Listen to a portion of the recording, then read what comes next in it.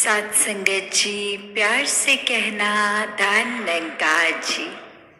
जहाँ हमने बहुत संतों से भक्ति की महत्वता जीवन में क्या होती है, सिर्फ आज ही नहीं,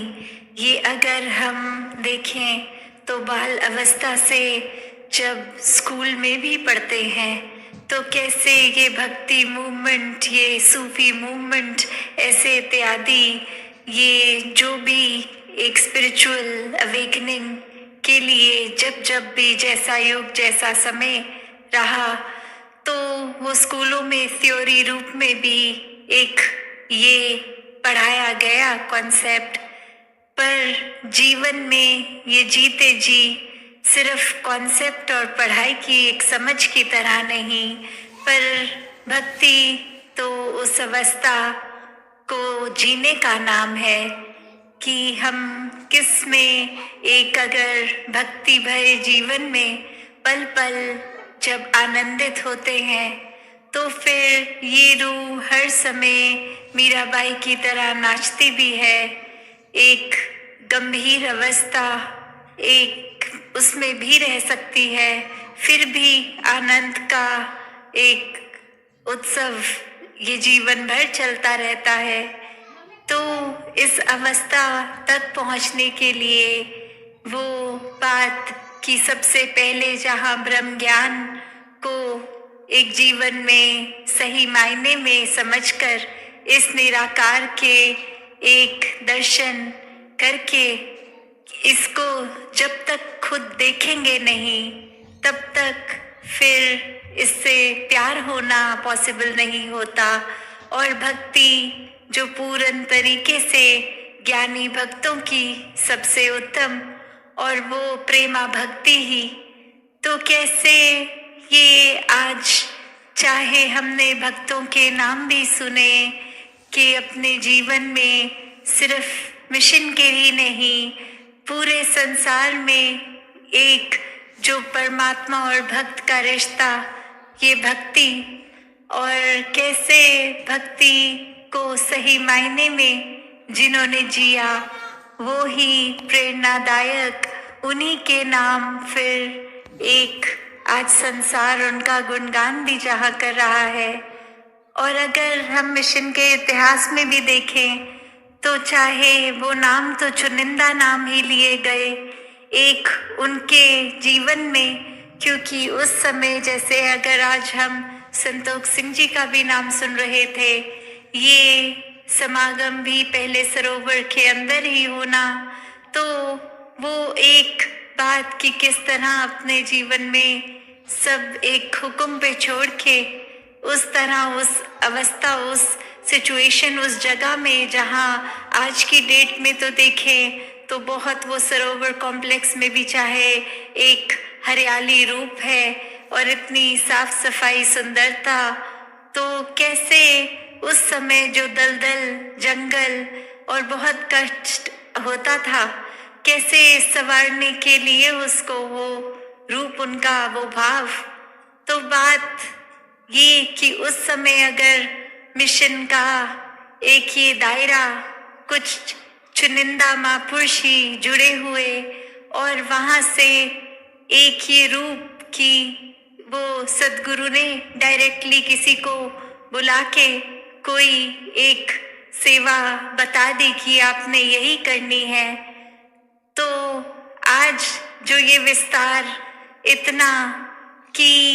एक एक के शायद दासी आप सब जो आए हैं तो पर्सनली नाम भी नहीं पता होंगे कि हर जगह जहाँ जाते हैं इतनी तादाद में संत आते हैं, पर वो भाव कि एक चाहे पर्सनली नाम से तो नहीं जानती पर हर एक का भाव ये भक्तिमय एक दासी तक भी जो पहुंचता है और एक जो स्थिति अवस्था हर एक की एक भक्त रूप का जो जीवन, तो आज वो भी पॉसिबल नहीं कि अक्सर एक दासी को कभी कभी महापुरुष आके नमस्कार की लाइन में कुछ पर्सनल पूछ भी लेते हैं कि दास ये करे कि ये करे, आप हुक्म कीजिए, तो दासी का जवाब तब ये होता है जो आपको ठीक लगे। दातार ने आपको चेतनता बख्शी है, बुद्धि बख्शी है, डिसीजन खुद लेना है, दातार सुखदाई करे। तो आज का समय वो अब नहीं कि हर एक को अलग अलग कुछ हुक्म देने हैं, नहीं। जो सत्संग में इस माइक में कहा गया, जो पूरी सत्संग के दौरान हर एक ने किसी के भी मुख से सुना या घर बैठे फिर किसी संत से कोई चर्चा रूप जिसको जिस समय इस दातार का वास उसमें देखते हुए, तो वही एक फिर जो मुंह से भी ऑटोमेटिकली एक सत वचन निकल जाता है शब्द कि इस भक्त ने ये बोला है, तो वो वचन को सत्य मान ले मन उसी समय। तो कैसे ये बात फिर कि ये आज अगर हम देखते हैं तो आज के भी समय में भक्त भी हैं, पर चाहे वो अभी हम करंट नामों से नहीं सबको करते, क्योंकि पहले हिस्ट्री चाहे बहुत पुरानी देखें तब कुछ ही चुनिंदा नाम होते थे, और जैसे जैसे मिशन भी आगे एक छोटे दायरे से अब ये विस्तार रूप, तो ये नामों में एक जो उनकी शिक्षाओं से जुड़ी चीजें थी, तो वो आज के रूप में तो अनगिनत महात्मा, अनगिनत जीवन, अनगिनत सिखलाइयाँ। तो कैसे भक्ति हर किसी ने जो सिखलाई, चाहे वो हम राजमाता जी के भी जीवन में देखते थे कि कैसे एक पूरी संगत के जहाँ माँ सदगुरु के माँ, और कैसे वो अपने जीवन में किस समय गुरुओं के साथ अलग अलग रिश्ता रूप चाहे जो भी रहा हो, पर एक अपने आप को भक्त के ही रूप में रखा। तो वैसे ही एक संदेशा जहाँ हर किसी ने हर समय में भक्ति में यही दिया है कि एक अपने आप को जब तक इस भक्ति के रिश्ते में रखेंगे तब तक ही वो रिश्ता मुबारक है। और फिर एक भक्त का जीवन फिर बात हो नहीं होती कि अपनी बात मनवानी है, बात तब ये होती है कि जो हुक्म है उस पे चलना है। कैसे फिर आके एक वो बात चतुर चालाकियां वाली नहीं कि अभी अगर सत्संग हो भी रहा है तो बस ये कोशिश की नजर पड़ जाए तो चलती लाइनों में जोर से कोई जयकारा कोई कुछ लगा के कि एक अटेंशन ध्यान बटे और दासी की नजर उन तक पहुंचे, या कुछ और अलग तरीका, ये चतुर चालाकियां ये भक्तों के जीवन में नहीं होता। क्योंकि एक बात तो वो कि सत्संग आए हैं ये संतों की वाणी सुनने, तो उसमें फिर अपनी इच्छा अपने अनुसार ही हमें चाहिए कि क्या चीज हो कैसे हो। और अगर लाइनों में नजर नहीं पड़ी तो मन में खुद ही ये कल्पना ये ख्याल डाल दिए कि शायद आज नाराज हैं इसलिए देखा तक नहीं। तो बात वो कि हम अपनी अवस्था अब देखें कहाँ है। सत्संग में हम गुरु के दर्शन करने आए हैं या गुरु दर्शन करने बैठा है। तो एक बात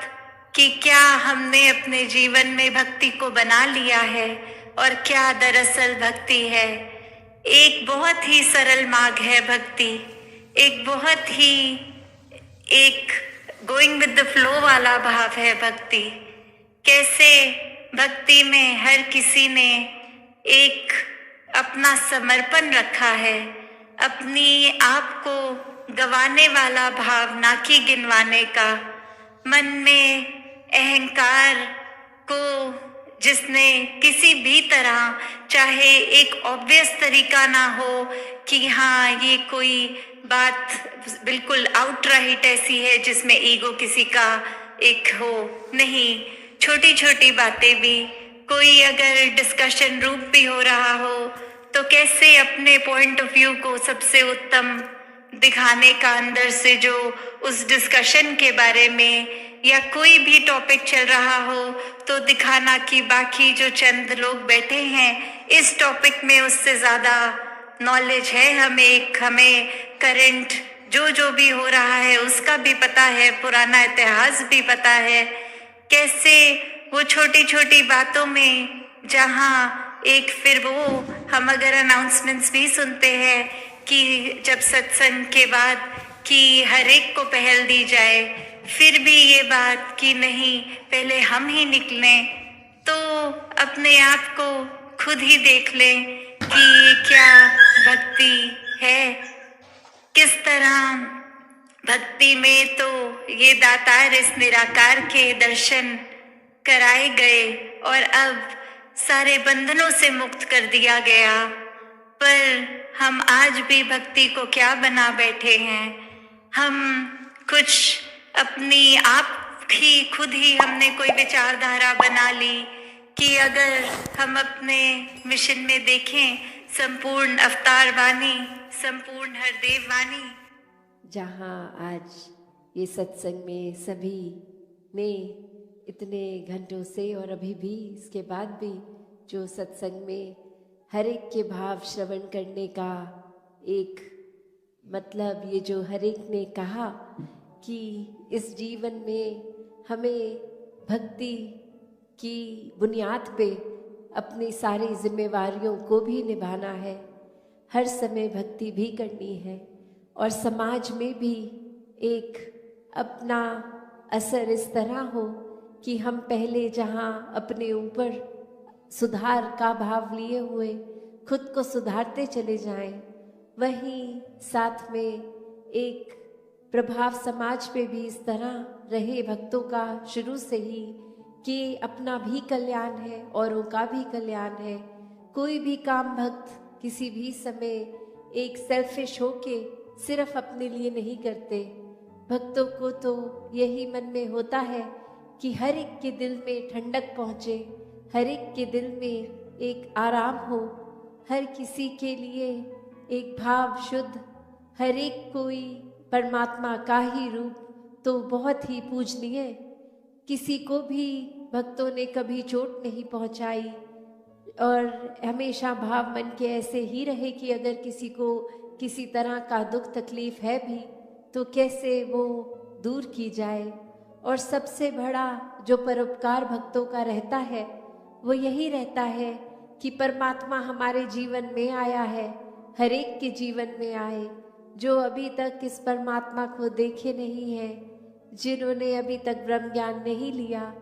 वो भी कैसे अपने जीवन में एक रोशनी हर समय की ला सकते हैं। क्योंकि ये टेम्पररी अगर हम बात करते हैं तो कोई भी चीज़ हमें कुछ देर के लिए, अगर अभी डे टाइम है तो कुछ घंटों बाद अंधेरा हो जाएगा, नाइट हो जाएगी। तो ये रोशनी इस तरह तो दिख रहा है अभी सब कुछ, पर ये हमेशा की नहीं है।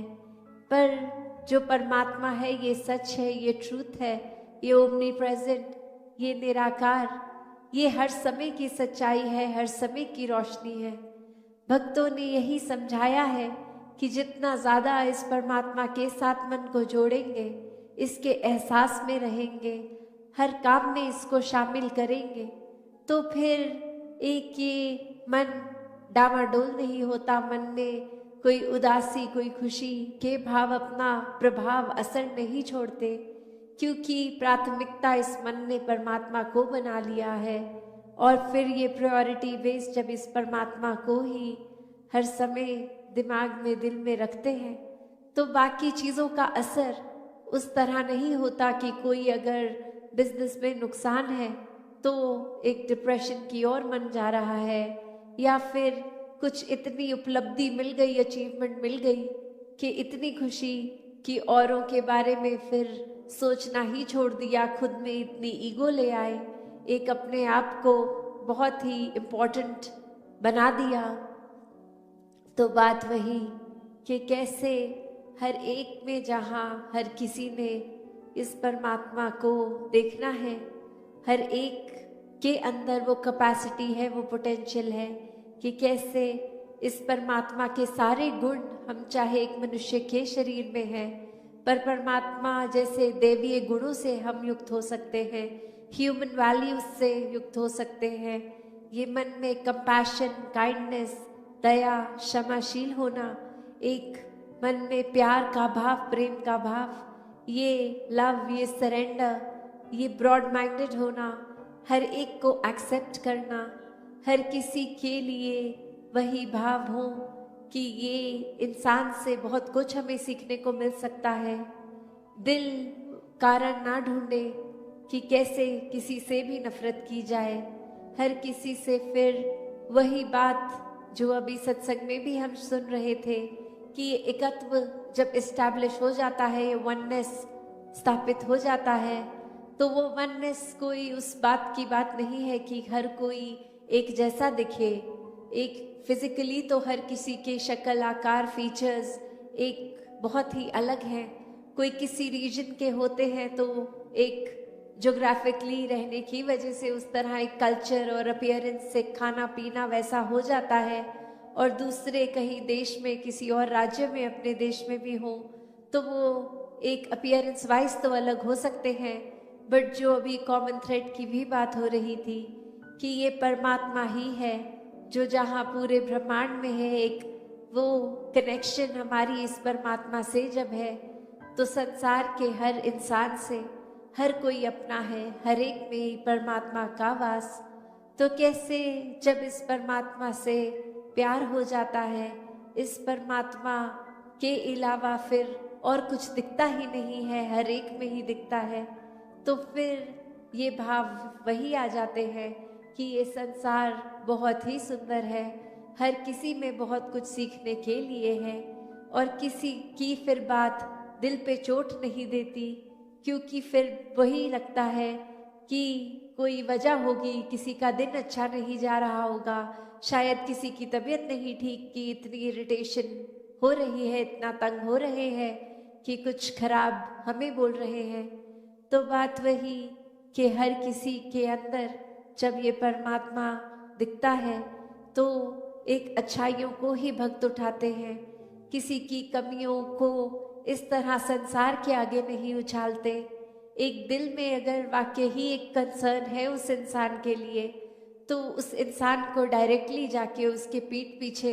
एक बैक बाइटिंग नहीं, उसको सामने जाकर बोला जाता है कि ये जो आपने बात कही वो ठीक नहीं थी, इसमें अगर आप सुधार कर लें तो वाकई ही आपका सुधार हो जाएगा, अगर आप अपने थोड़ा बिहेवियरल चेंज लेके आएंगे। और फिर संत यही समझाते हैं कि बिहेवियरल चेंजेस तो टेम्पररी फिर भी हो सकते हैं, कुछ देर की लर्निंग के लिए हो सकते हैं, फिर कभी और ये बिहेवियर वापस हो सकता है अग्रेसिव, एंग्री। तो फिर कैसे हर समय के लिए एक मन को शांत रखना है, शीतल रखना है, मन में सहजता रखनी है, मन में सुकून का भाव रखना है, तो इस परमात्मा से ही जुड़ना होगा, क्योंकि इस परमात्मा को दिल में बसाएंगे तो मन में ये सारे इमोशंस ठीक तरह से काम आएंगे। जैसे एक आग का एग्जाम्पल होता है, फायर का, तो उसका काम तो जलाना है, पर कैसे हम अगर वो आग के ऊपर कोई तवा रख देते हैं तो वो उसको रोटी बनाने के भी फिर वो आग ही काम आती है। वो हीट अगर बहुत ठंडा दिन है तो कैसे एक फायर प्लेस में डाल देते हैं, एक बॉन फायर करके, उससे हमें आराम ही मिलता है। तो कैसे ये जहाँ एक गुस्से की, एक एंगर की भी बात है, उसको भी अगर चैनलाइज किया जाए ठीक तरह से तो सारे ही मन के इमोशंस ये बहुत ही उपयोगी भी हो जाते हैं। हमेशा सिर्फ एक नुकसान का ही नहीं इमोशन एक रास्ता लेता। तो कैसे अपने आप को अगर सही तरीके से रखना है, सही रास्ते पे रखना है, सही सोच, सही दिल के भाव, सही बातचीत के लिए वो शब्दों का प्रयोग मन में हर एक को एक आराम देने के भाव से किया जाए तो फिर एक सामने वाले का भी हम वो सुधार कर लेते हैं। शुरुआत चाहे अपने आप से ही करनी है, पर फिर भी अगर किसी की कोई एक बात ठीक नहीं तो उसको बहुत आराम से कन्वे करके एक वो अटेन जो करना है, जो अचीव करना है, वो चेंज भी सामने वाले में दिखेगा। तो कैसे हर एक के लिए संतों ने हमेशा एक बहुत ही दिल से एक प्रयत्न किया कि जहाँ ये आत्मा का कल्याण हो, ये आत्मा का इस परमात्मा से मिलन होता है, तो एक वाक्य ही ये जो हम हर जगह सुनते आए हैं कि ये इतनी योनियों के बाद मनुष्य योनि भी मिली और अब इस मनुष्य योनि में ही जीते जी इस परमात्मा की प्राप्ति है। और अगर कोई उस आइडियोलॉजी से सहमत नहीं भी है, सिर्फ इसी जीवन को अपनी फर्स्ट लाइफ की तरह भी देखे, तो भी कितना कुछ है जो जीवन का समय, कितना टाइम है जो हमें मिला है, इतने साल मिले हैं, उसको हमने कैसे जीना है, उसको हमने किस तरह पॉजिटिवली, कंस्ट्रक्टिवली हर समय को जीना है। तो दातार ऐसे ही भावों से हर एक को युक्त करे। हाँ, एक समय में तो आए और निर्धारित समय की कुछ सालों की ही ये जिंदगी है, फिर ये सांसों ने बंद होना है। तो ये जो जीवन जिया वो कैसे जिया, वो क्या करके समय निकाला, क्या हमने वाकई ही जो काम करने आए थे इस परमात्मा, इस निराकार की पहचान वो करी, या फिर वो समय फिर और चीज़ों में निकाल दिया। ये परिवार रूप में पालन पोषण, ये काम, जिम्मेवारियाँ, ये सब जहाँ करना बहुत ही ज़रूरी है, एक समाज पे बोझ नहीं बनना। पर ये ही सब कुछ है ऐसा नहीं है, ये परमात्मा ही प्राथमिकता होनी चाहिए जब कोई और काम भी कर रहे हों। तो कैसे एक मनुष्य की आदत है कि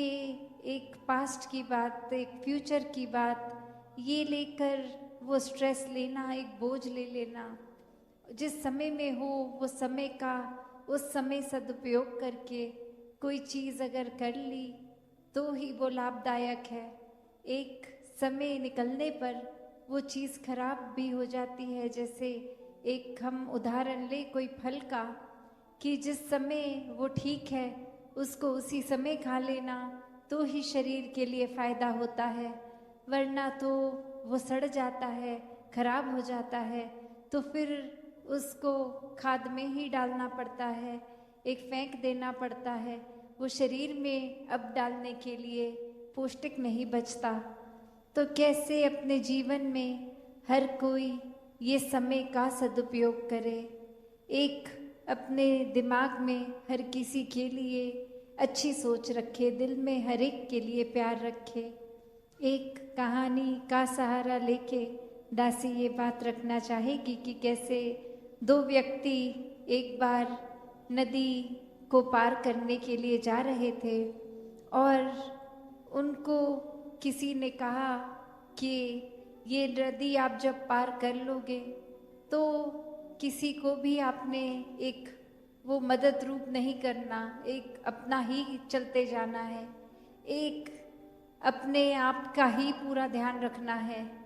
और वहीं एक व्यक्ति उन दोनों में से ही देखता है कि कोई डूब रहा है और उसको एक मदद करके डूबने से बचा लिया। और वहीं जब वो नदी पार हो गई तो उसका मित्र उसको कहता है कि ये आपने क्या कर दिया, आपको तो मना किया गया था कि अगर अपना ही ध्यान रखना है और किसी का नहीं, वरना तो आप दूसरे का रख रहे थे, तो इसमें आपका नुकसान हो जाता, आप पानी के बहाव से खुद ही बह जाते, अपने ऊपर नियंत्रण रखना था, ये दूसरों की मदद में खुद अगर फिसल जाते तो क्या होता। तो वही इंसान समझाते हुए कहता है कि मैंने तो कब का उस इंसान को छोड़ दिया वहीं का वहीं, तुम ही हो जो इतनी देर बाद अब नदी पार हो भी गई है तो भी वो ख्याल लेकर, वो बोझ लेकर अपने साथ चलते ही जा रहे हो। वो तो कब का इंसान जिसको ज़रूरत थी उस समय में कर दी गई उसकी मदद, और मेरे को ख्याल भी नहीं आया उसके बाद, तुम तो इतनी देर और बीत भी चुकी है तो भी वही सोच पकड़ के बैठे हो। तो ऐसे अक्सर हमने कितने और भी उदाहरण देखे हैं कि एक ट्रेन जो चल रही होती है उसमें एक इंसान के पास वो एक सामान रखने की जगह बनी होती है, उसमें सामान को अगर वो रख दे तो समझदारी से एक बहुत ही आराम से अपना सफ़र कर सकता है। और वहीं वो इंसान अगर सोचे कि मैं ट्रेन पे ऑलरेडी इतने लोगों का बोझ है, मैं और ना डालूं, मैं अपने सर पे ही अपना सामान रख लूं, तो वो ट्रेन को तो फर्क नहीं पड़ता, पर उस इंसान के ऊपर कितना वजन और इतनी देर वो डिस्कम्फर्ट, वो बेचैनी से रास्ता काटेगा। तो बात वही, एक ख्यालों को, एक सोच को, एक बेचैनी को अगर हम हर समय पकड़ के बैठेंगे तो सुकून कहाँ से आएगा, वो चैन कहाँ मिलेगा, वो आराम, वो पीस कहाँ होगी। और आध्यात्मिकता की बात जब करते हैं तो ये सुकून कोई थोड़ी देर का सुकून नहीं है, ये सुकून तो हर पल का हो जाता है जब इस परमात्मा से, इस आत्मा का ब्रह्म ज्ञान रूप से ये मिलन हो जाता है। फिर ये परमात्मा हर समय अंग संग ही दिखता है। कोई भी एक सिचुएशन होगी, एक समय कैसा भी चल रहा होगा, वो एक सुकून में जीवन कटता है और ये सुकून फिर कोई छीन नहीं सकता हमसे। ये तो हर हाल में, चाहे गम हो, खुशी हो, ये सुकून बरकरार रहता है। तो ऐसा ही सुकून हर कोई अपने जीवन में जहाँ प्राप्त कर सकता है, एक नेक इंसान बन के अपने जीवन को चला सकता है। बस करना ये है कि जीते जी इस आत्मा का मिलन परमात्मा से कराना, इस परमात्मा को हर समय के लिए अपने जीवन के हर पल में शामिल करना, और फिर ये प्रेमा भक्ति का रूप, ये आनंद, ये विश्वास से भरी भक्ति, ये फिर सिर्फ चेहरों पे मुस्कुरान औरों की भी लाने वाली भक्ति बन जाती है जब खुद ही हम इतने मगन होते हैं इस परमात्मा के अंदर, तो किसी का नुकसान नहीं करते, अपना भी सुधार करते हैं, औरों पे भी ऐसा प्रभाव आता है कि वो भी फिर भक्ति में जीवन लगाने की कोशिश करते हैं। तो जहाँ वो फोकस अपने ऊपर ही, वो एक अपना भक्ति में कैसे और पकड़ की जाए और गहराई से कैसे और प्यार किया जाए परमात्मा से, उस पे ध्यान देंगे तो दूसरों की कमियों पे नज़र नहीं जाएगी, अपने जीवन में क्या है क्या नहीं है उस पे नज़र नहीं जाएगी। वरना इंसान का तो आज ये हाल है कि अगर 100 सुख भी होंगे और एक दुख, तो वो 100 सुख की तरफ इस परमात्मा का तो शुक्राना नहीं, एक शुक्राना भाव नहीं, पर एक चीज़ जो चाहिए और वो नहीं है, उसके लिए ना जाने कितने हजारों एक गिले, एक नाशुक्रा होके शिकायतें इस परमात्मा से। तो कैसे एक एक चीज़ जो इस परमात्मा ने दी है उसको अपने जीवन में अगर वाकई ही रखें, उसका सदुपयोग करें, तो एक एक चीज़, एक सुबह हर जो हम उठ रहे हैं, छोटी से छोटी चाहे वो चीज़ होगी, ये घर परिवार, ये प्यार, ये हवा, ये प्रकृति, ये कोई भी और रूप हो, हर चीज़ हर समय का वो अनगिनत कारण है इस परमात्मा का धन्यवाद करने के लिए। पर ये मन अगर सिर्फ उसी को ढूंढेगा जो नहीं है, तो सब कुछ होते हुए भी लगेगा कि कुछ भी नहीं है। तो कैसे हर समय इस परमात्मा के जो प्यार में रहते हैं वो हर समय शुक्राना भाव रखते हैं, वो शिकायतें नहीं करते, वो तो सिर्फ से ज़्यादा खुद को खुशकिस्मत मानते हैं कि ये परमात्मा ने एक अपनी पहचान करवाई, जीते जी हमारा भी फायदा हो रहा है, चैन से जीवन कट रहा है सुकून से, और ये मुक्ति के भी हकदार जीते जी बन गए। और जिस समय वो समय आएगा जब श्वासों ने तो जाना ही है एक दिन, तो वो समय आने पर फिर वो परलोक सुहेला की बात, वो एक जीवन भी अच्छे से जिया गया और जीवन के बाद भी ये आत्मा परमात्मा का मिलन है। तो हर कोई भक्तिमय जीवन जीता ही चला जाए। साथ संगत जी, धन्यवाद जी।